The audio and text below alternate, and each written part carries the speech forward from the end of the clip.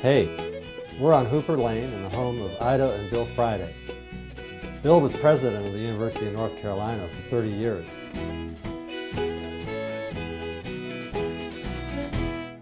And one of the many things he's famous for is his peanut brittle. We're about to find out why. I'm John Haber. This is Habey's Kitchen. Habey's Kitchen, Habey's Kitchen. Good morning, Bill. Well, good morning, John. Welcome to the kitchen, and we'll see what we can do about making some peanut brittle. And I want you to join me in doing this. It's an old Southern dish. It's been, at least I know of, in my family for 100 years. Like anything else, you do a lot of preparation before you actually get into the cooking. Mm-hmm. My wife and I team up in this. Ida inspects the peanuts, because even with all they do, you find once in a while a defective one in there, and you just don't want to risk it. You know, just give them to me here. And what kind of peanuts are these? Those are the North Carolina shell, the beauties. They come from down in Enfield, North Carolina. You buy the peanut with the husk on it. Not the shell, but the red husk, because it adds to the flavor, and flavor's what you seek. The rock you have to get is a piece of marble. Mm-hmm. You grease the table carefully. You get down and you look, because if you haven't covered that rock and you pour that hot solution on there, it'll bond. Right. And you'll have to chisel it off sometime. Well, the first thing is that cup and a half of sugar that you put in here like that. And then a half a cup of plain old corn syrup. See? You just pour it over the sugar like that to be sure you cover it uniformly. And let me say now, the cast iron pan is very essential here. I wouldn't dare use anything else. And then you pour about a quarter of a cup of water in there. You see how quickly it gets into the mix. Right. Then you take this, start stirring like this, and you put it on the coil here on the stove. Now what we'll watch here is this will gradually turn into a liquid solution. See how this is starting to bubble? Yes. Now what we'll watch is, you see how the system takes, it all comes to a rise? Mm-hmm. Well, you wait until you see the entire pot bubbling like that. Now you just pour those peanuts right in there. That's good. The one thing you cannot risk once you put the peanuts in there is letting them scorch. And that's why you have to keep constant motion.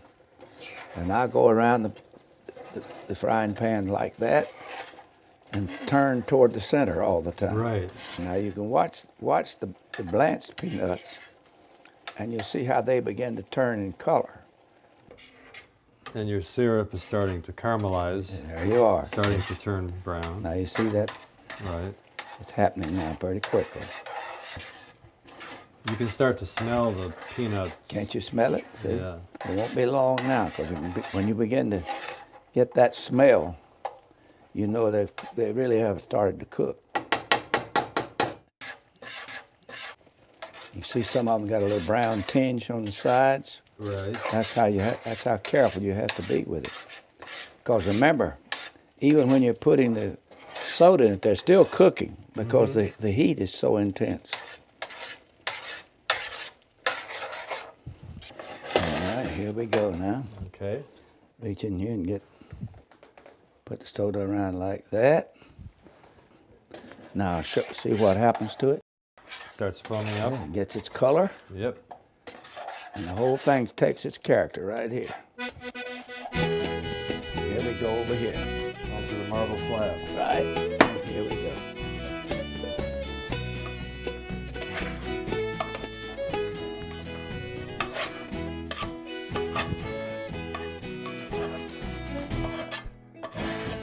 Now, here's one of the secrets right off. This is the cutting blade. You see, you just go right under it. Be sure that it doesn't harden and bond with the the rock itself. Now it'll take that about 5 or 10 minutes to cool. There's the And way as you say, there's more peanuts than brittle. and that's why it tastes good. It's a part of Christmas. If you've lived in the South any length of time, everybody looks for the peanut brittle. I've grown to believe that presents at Christmas time, if you make them, they're worth 10 times more than something I went to the store and bought for you. Making peanut brittle is not snapping the finger. You work. But I don't know of a more wonderful way to tell people, you know, that you really care about. This is the greatest of all Christmas gifts, because you're giving something of yourself. And that's what's so important here. And here's the way it will look. You cut it up and break it up. Have a piece. So that's how it's done down south. Thank you, John, for coming into our kitchen. Thank you so much, Bill, for sharing your recipe. It's a recipe you can share with your family.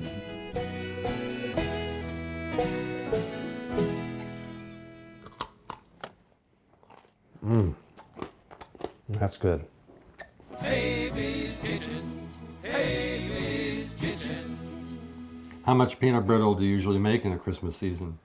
Well, last Christmas I made 85 pounds of it. The trouble is, after you've given people some of it 2 or 3 years, they begin to expect it, John, and the list of expectation gets ahead of you. Hey.